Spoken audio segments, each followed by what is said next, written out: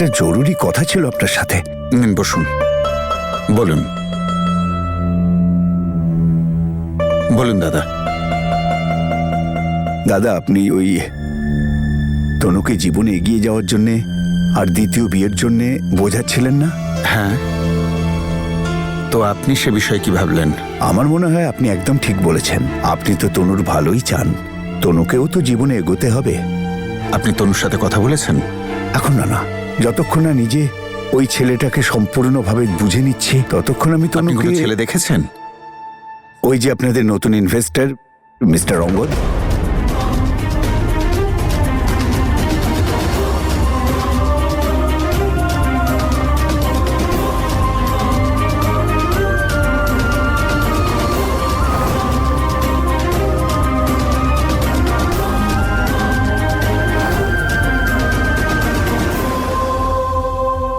আমি দেখেছি দাদা, ও আমার মেয়ের মুখে হাসি ফিরিয়ে দিয়েছে, ওর খেয়ালও রাখে। কিন্তু যতই হোক বাবার মন তো, একটু তো ভয় পাই। দুবার আঘাত পেয়েছি, তাই প্রতিটা পদক্ষেপ একটু বুঝে চলতে চাই। আপনি চিন্তা করবেন না, আসুন।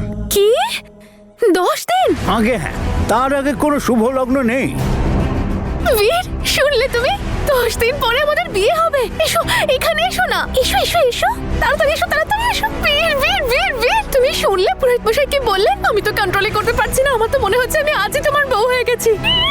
10 দিন পরে আমাদের বিয়ে হয়ে যাবে, আর তারপর তো তুমি বলেছিলে আমরা কানাডা চলে যাব। তুমি বর সাজবে, আমি বউ সাজবো, রেডি হব, লেহেঙ্গা পরবো, চুড়ি পরবো, আর তারপর তুমি ঘোড়ায় চড়ে আসবে, আর আমি একটা ব্ল্যাক কালারের গগলস, লাল রঙের লেহেঙ্গা পরে বরমালা হাতে নিয়ে তোমার সামনে এসে দাঁড়াবো। কি মজা হবে বলো বীর?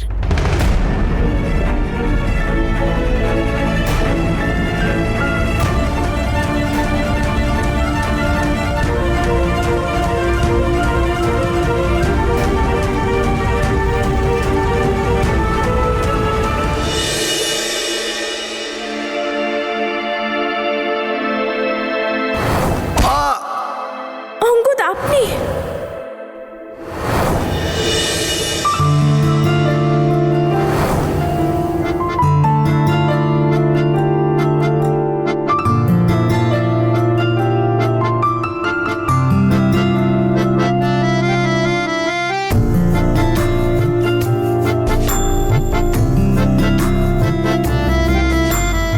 আপনার ব্যাকগ্রাউন্ড তো বেশ মজাদার তনু ম্যাডাম, ইমপ্রেসিভ।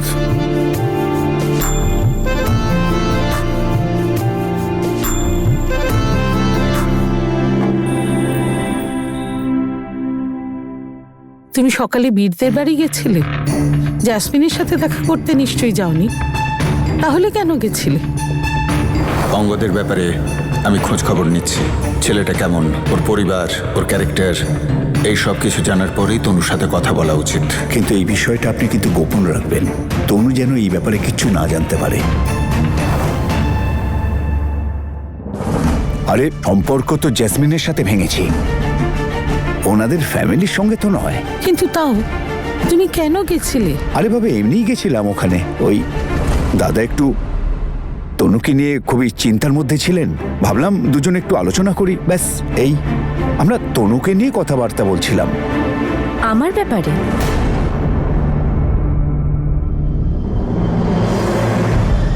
আমার ব্যাপারে কি কথা বলছিলে বাবা? আরে ওই গেছিলাম তো আমি এক বাবাকে সান্ত্বনা দিতে, কিন্তু ওখানে গিয়ে মনে হলো যে আমি কেন গেলাম ওখানে। 10 দিন পরে আমাদের বিয়ে হতে চলেছে, তুমি ঘোড়ায় চড়ে আসবে, আর আমি বরমালা হাতে নিয়ে নাচ করতে করতে আসবো। কি মজা হবে বলো? ইয়েস! জ্যাসমিনের বীরের বেহায়াপনা দেখে লজ্জায় মাথাটা নিচু হয়ে গেল। লজ্জা তো আমিও খুব পাচ্ছি। বাড়ির বাইরে পা রাখার অবস্থা রাখেনি এই জাসমিন মেয়েটা। সব জায়গায় ছড়িয়েছে ও যে ও নাকি বিয়ে করবে সব নিয়ম কানুন মেনে। তুমি ওর কথা আমার সামনে কখনো বলবে না। তাহলে এটা তো বলো, তনুর বাবা এসে কি বললেন? তনু কেমন আছে? হ্যাঁ, তনু ভালো আছে। আচ্ছা, আমার ওষুধটা দিলে না তো? যবে থেকে তনু গেছে কেউ আমার খেয়াল রাখে না। কি বলছিস? 10 দিনের মধ্যে বিয়ে? সবে তো ডিভোর্স হয়েছে, এত তাড়াতাড়ি বিয়ে? আমাদের কি, কালি করুক আর রাজি করুক, কিচ্ছু যায় আসে না। হ্যাঁ ঠিক আছে, করছে করুক, কিন্তু আমাদের মধ্যে কেউ যাবে না ওর বিয়েতে। আমি একেবারে নিশ্চিত জেসমিন ওকে নিশ্চয়ই জোর করেছে। যত তাড়াতাড়ি সম্ভব বিয়েটা যাতে হয়।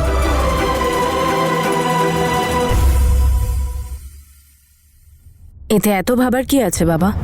বিয়ে তো আজ নয়তো কাল হবেই।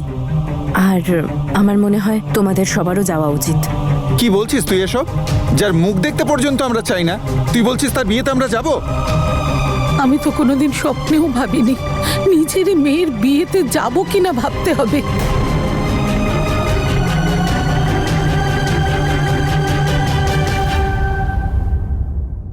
ঠাম্মি, তুমি তো বোঝো, বলো সবাইকে একটু বোঝাও। ওনারা মানুক বা না মানুক, জেসমিন তো এই বাড়িরই মেয়ে, তাই না?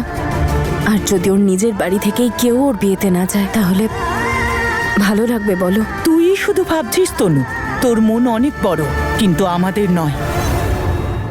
তুই যাবি ওর বিয়েতে? বল, তুই যদি যাস ওর বিয়েতে তাহলে আমরাও সবাই যাব। যাব। যদি আমি গেলে তোমরাও যাও তাহলে আমি এই বিয়েতে নিশ্চয়ই যাব। একদম নয়, তুইও ওখানে যাবি না, আর আমাদের বাড়ির কেউ ওখানে যাবে না। জেসমিনকে শুধু এই বাড়ি থেকে নয়, আমাদের মন থেকে মুছে ফেলেছি সারা জীবনের জন্যে।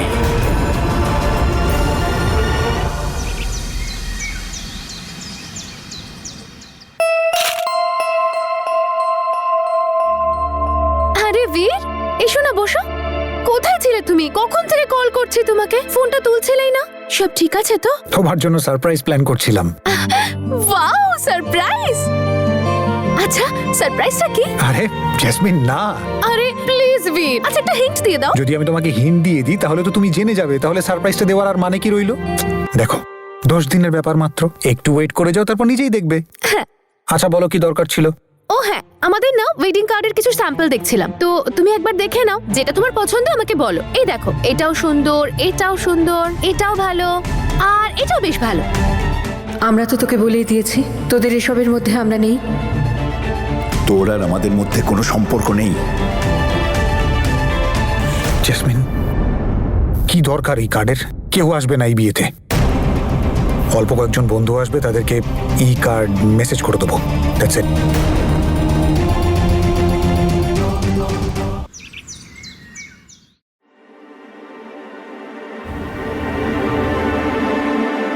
আনসারি, সন্দীপ, কোথায় গেল সবাই?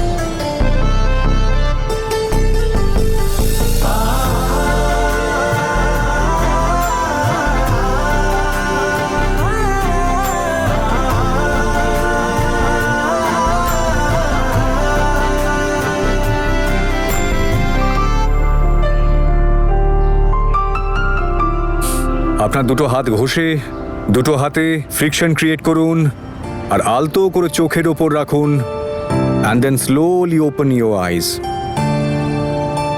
এবার এই ব্রিদিং এক্সারসাইজটা আপনারা 4-5 বার প্র্যাকটিস করুন।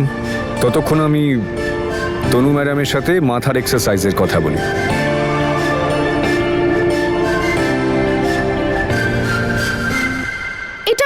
এটা শুধুমাত্র বিয়ের একটা ইনভিটেশন কার্ড নয়, এটা একটা প্রুফ। আর ভিসা করতে গেলে তো বিয়ের কার্ড আর ফটো দরকার হবে, তাই না? তাহলে তুমি তো জানোই, বলো বীর। আচ্ছা তাড়াতাড়ি সিলেক্ট করে নাও তুমি, আমি পার্লার চললাম। হ্যাঁ, বাই।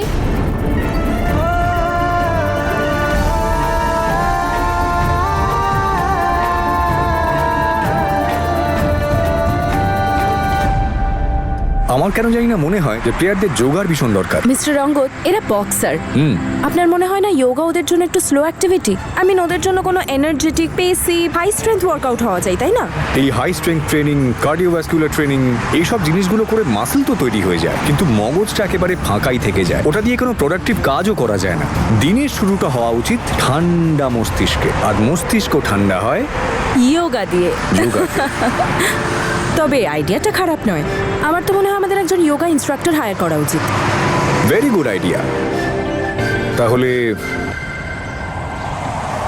আমি একেবারে হাজির Tanurita, certified yoga instructor from Rishikesh. ছেলেও ভালো, নামটাও খাসা, একেবারে ট্রাইড অ্যান্ড টেস্টেড। আর কি চান? কথা তো ঠিক বলেছেন, কিন্তু কি বলুন তো অঙ্গদ, এই ইনস্ট্রাক্টরটা একটু এক্সপেন্সিভ হয়ে যাবে, আমাদের বাজেটের একটু বাইরে। তো সরি ইনস্ট্রাক্টর সাহেব, আমরা আপনাকে অ্যাফোর্ড করতে পারবো না। আরে স্মাইলটা তো করতে পারেন। ব্যাস এইভাবেই নিজের সুন্দর হাসিটা মাঝে মাঝে দিতে থাকবেন। আমি ভাববো আমি আমার ফিস পেয়ে গেলাম। ব্যাস। আরে আমি তো বলছি আপনিও যোগা স্টার্ট করে দিন। আরে আমি তো মনে করি আপনারও মস্তিষ্ক ঠান্ডা রাখা খুব দরকার। আপনার যা রূপ আমি দেখেছিলাম। চলুন আজকে থেকেই শুরু করা যাক। হালকা লাগবে, ভালো লাগবে, ইউ উইল ফিল বেটার। আসুন আসুন চলুন।